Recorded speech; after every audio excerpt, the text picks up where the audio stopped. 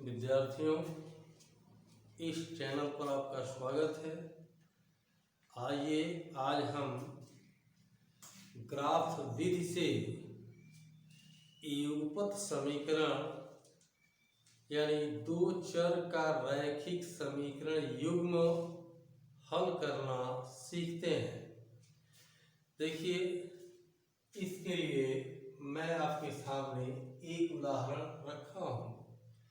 समीकरण निकाय x plus y equal to 3 तथा 2x minus Y equal to 3 को ग्राफीय विधि से हल कीजिए। देखिए, इसका हल क्या है। हल करता हूं। पहले हम दोनों समीकरण को लिखते हैं। पहला समीकरण है x plus y equal to 3 और दूसरा है 2x minus Y equal to 3। तो हम समीकरण एक को लेते हैं। समीकरण एक से समीकरण एक क्या है? x plus y equal to 3, x का पक्षांतर करके y का मान हम ज्ञात करते हैं। x का पक्षांतर करेंगे तो बाएं पक्ष में क्या बचेगा? Plus y। प्लस y का मतलब y इक्वल टू ये इधर जाएगा, क्या हो जाएगा? 3 माइनस x। अब देखिए, y equal to 3 minus x, y के पदों में x का मान हम ज्ञात कर लिए। अब क्या करेंगे? एक सारणी बनाएंगे। एक सारणी तैयार करते हैं।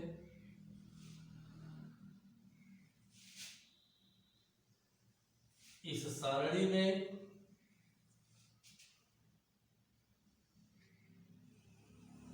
x का मान अपने तरफ से लिखकर y का भिन्न भिन्न मान प्राप्त करेंगे। ध्यान दीजिए, इसमें x का मान लिखेंगे अपने तरफ से, y का मान प्राप्त होगा इसमें लिखेंगे, और x y के मानों को निर्देशांक रूप में इस सारणी में लिखेंगे, इस पंक्ति में लिखेंगे। तो देखिए, अगर x का मान 1 लिखते हैं तो y का मान क्या प्राप्त होगा? x की जगह 1 लिख देंगे तो y बराबर 3 माइनस 1 2 हो जाएगा। निर्देशांक क्या होगा? 1 2, निर्देशांक के रूप में लिख लिया। अब देखिए, x का मान हम 2 लिखते हैं। x का भिन्न भिन्न मान आप अपने तरफ से लिखेंगे। x का मान लिखने के लिए आप स्वतंत्र हैं, लेकिन इतना ध्यान देना होगा, x का जो भी मान लिखें तो ध्यान रखेंगे छोटा से छोटा x का मान आप लिखें, जिससे y का मान छोटा मिले।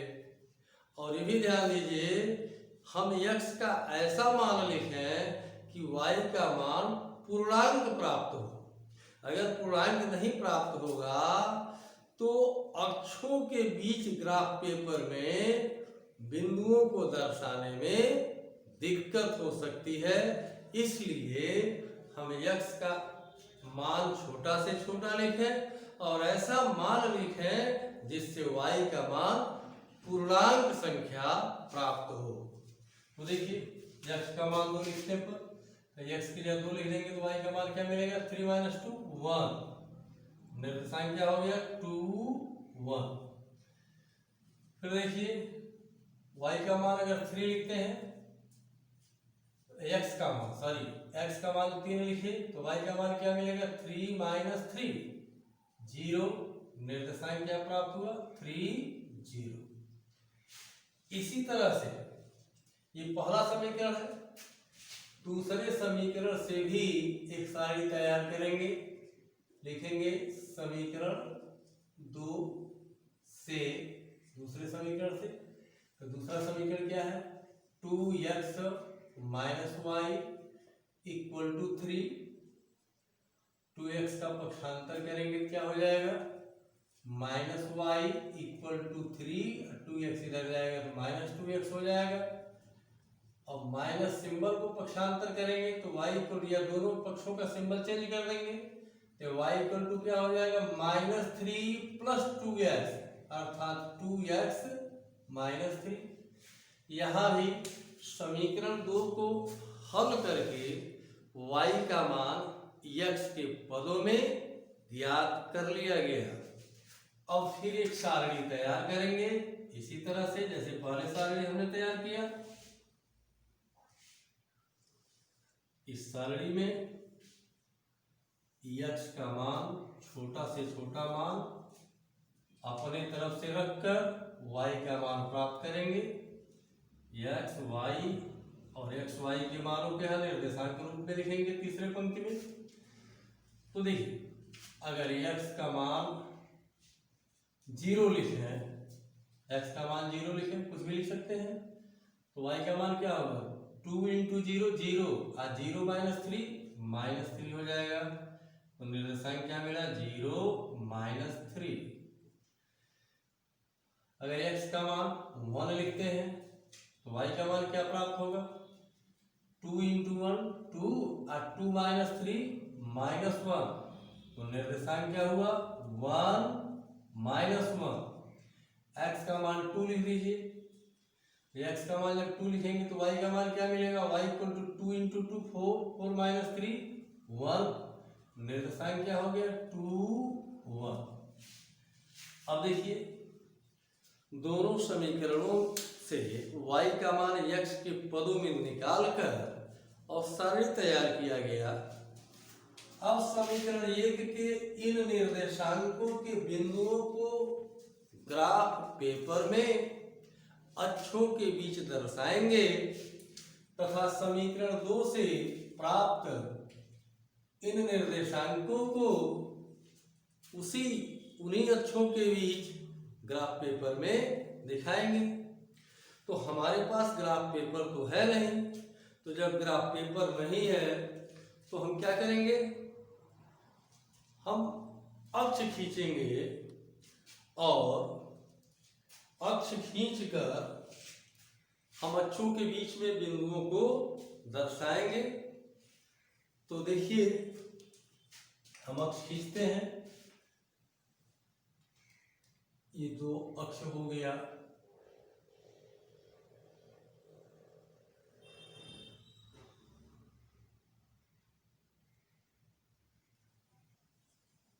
X o, x dash, y o, y dash, 2 अक्ष हो गया। इतना ध्यान देंगे, जब अपने तरफ से अक्ष खींचेंगे ये दोनों अक्ष एक दूसरे को समकोण पर काटते हैं, 90 अंश का कोण होना चाहिए, इतना ध्यान देंगे। अब इन अक्षों पर समान दूरी पर चिन्ह अंकित कर देंगे। और ग्राफ पेपर में तो वैसे ही समान दूरी पर रेखाएं होती हैं, तो उसमें दर्शाने में कोई दिक्कत नहीं होती है। ये अक्षों पर समान दूरी पर चिन्ह अंकित कर दिया। एक खाना को एक इकाई हम मान लेते हैं। x अक्ष तथा y अक्ष पर एक खाना बराबर 1 इकाई। अब आइए पहले समीकरण के इन निर्देशांकों को अक्षों के बीच दर्शाते हैं। तो पहला निर्देशांक F12 है, भुज कितना है 1 और कोण कितना है 2। तो आइए इसको हम दर्शाते हैं। भुज 1, तो x अक्ष पर ये धनात्मक दिशा है और ये ऋणात्मक दिशा है, y अक्ष पर ये धनात्मक दिशा है और ये ऋणात्मक दिशा है। तो ये धनात्मक 1 है, तो x अक्ष पर धनात्मक दिशा में 1 मात्र की दूरी पर जाएंगे, यहाँ गए। यहाँ से हम y अक्ष के समांतर, अगर ग्राफ पेपर है तो y अक्ष के समांतर रेखा पकड़ कर जाएंगे। अगर ग्राफ पेपर नहीं है तो y अक्ष के समांतर रेखा खींचेंगे, ऐसे डॉटेड लाइन खींच दिया।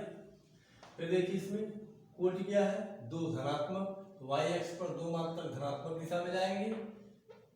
ये y अक्ष पर धनात्मक दिशा में 1 2 इकाई, यहाँ से एक्स एक्स के समांतर रेखा खींचेंगे।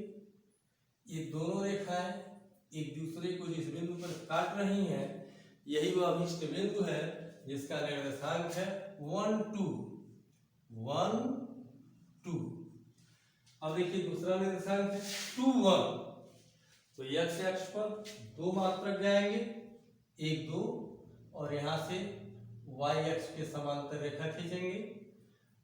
वाई एक्स पर एक मात्रक जाएंगे, एक मात्रक, यहाँ से एक्स एक्स के समांतर रेखा खींचेंगे। इनका कटान बिंदु ये है, यह अभिष्ट बिंदु है जिसका निर्देशांक है 2 1। तीसरा है 3 0। देखिए 3 0 में इसको x मान लीजिए, इसको y, तो y 0 है तो यह बिंदु x x पर पड़ेगा। कहाँ? x x पर धनात्मक दिशा में 3 मात्रक की दूरी पर। देखिए ध्यान दीजिएगा, निर्देशांक x y में अगर x 0 सॉरी ये y 0 हो तो वह बिंदु x x पर पड़ता है, अगर x 0 है तो वह बिंदु y x पर पड़ता है। तो देखिए इसमें x y y 0 है, x x पर ये बिंदु पड़ेगा, x x पर कहाँ? 3 मात्रक की दूरी पर धनात्मक दिशा में। तो x x का धनात्मक दिशा है, ये है 3 मात्रक की दूरी यहाँ है, ये वह अभिष्ट बिंदु है जिसका निर्देशांक है 3 0। अब देखिए हम इन निर्देशांकों के बिंदुओं को अक्षों के बीच दर्शा लिए। अब क्या करेंगे? इन बिंदुओं से होकर जाने वाली रेखा खींचेंगे। इन बिंदुओं से होकर जाने वाली रेखा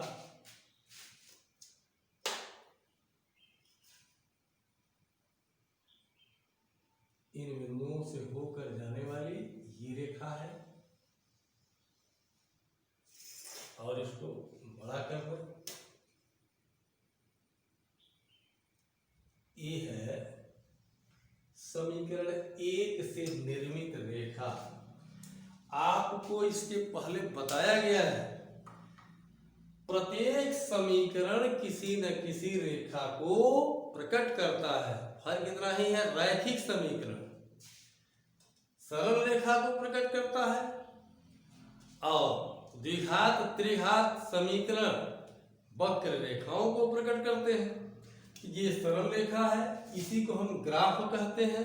ये समीकरण 1 से निर्मित ग्राफ है। चलिए यहाँ हम 1 लिख दिए, इसका अर्थ क्या हुआ? समीकरण 1 से निर्मित ग्राफ। अब आइए इसी तरह से दूसरे समीकरण से प्राप्त इस सारणी के इन निर्देशांकों को इन्हीं अक्षों के बीच फिर दर्शाते हैं और इस समीकरण का ग्राफ खींचते हैं। तो देखिए पहला बिंदु है 0 -3।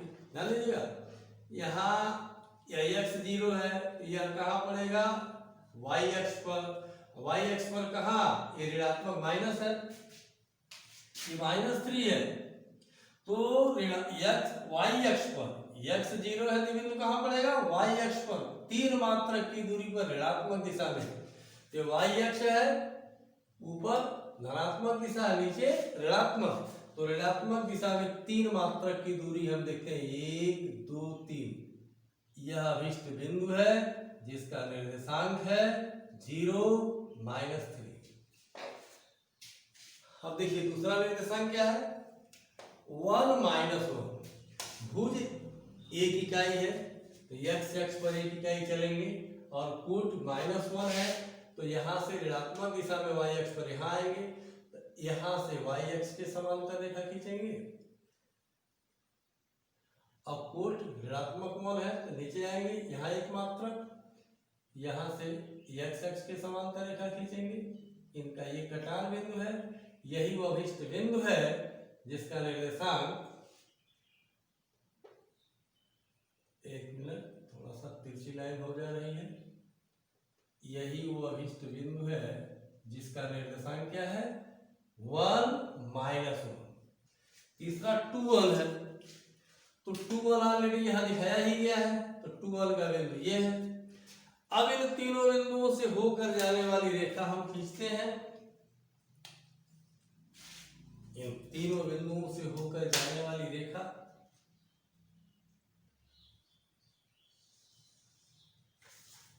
रेखा को बढ़ा देते हैं।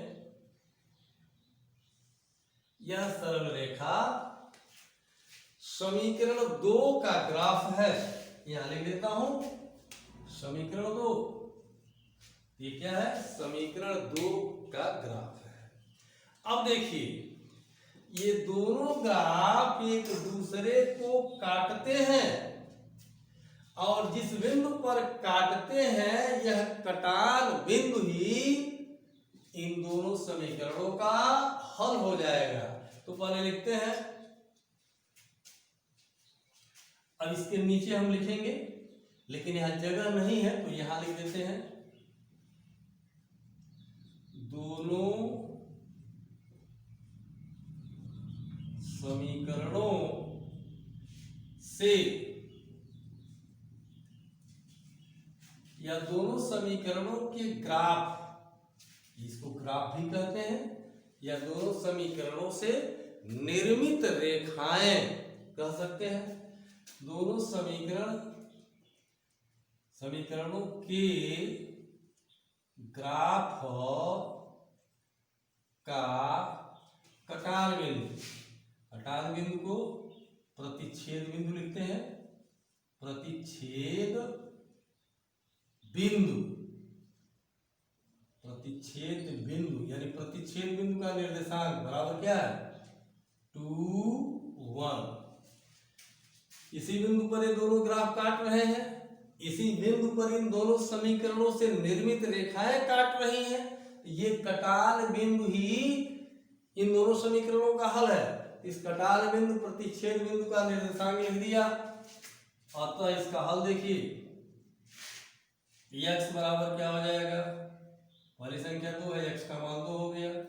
y बराबर क्या? दूसरी संख्या 1 है, ये तो हल हो गया। x इक्वल टू 2 और y इक्वल टू 1। तो याद रखेंगे, कभी कभी यहां तो स्पष्ट है इन दोनों समीकरणों से जो हमने सारणी बनाया, सारणी में एक उभयनिष्ठ निर्देशांक है 2, 1, इसमें भी एक 2, 1। तो सारणी बनाते समय अगर उभयनिष्ठ निर्देशांक मिलता है तो वही उन दोनों समीकरणों का हल हो जाता है। किंतु हमें ग्राफीय विधि से हल करना था, इसलिए हमने दोनों समीकरणों का ग्राफ खींच लिया और इन दोनों समीकरणों से निर्मित ग्राफ का कटान बिंदु है, कटान बिंदु का निर्देशांक लिखा। वह निर्देशांक ही उस निर्देशांक का जो भुज है, भुज माने पहली संख्या, x का मान हो जाता है, और कोट भुज माने दूसरी संख्या, y का मान हो जाता है। तो इस प्रकार से ग्राफीय विधि से हम दो चर के रैखिक समीकरण युग्म को अर्थात युगपत समीकरण को हल करते हैं।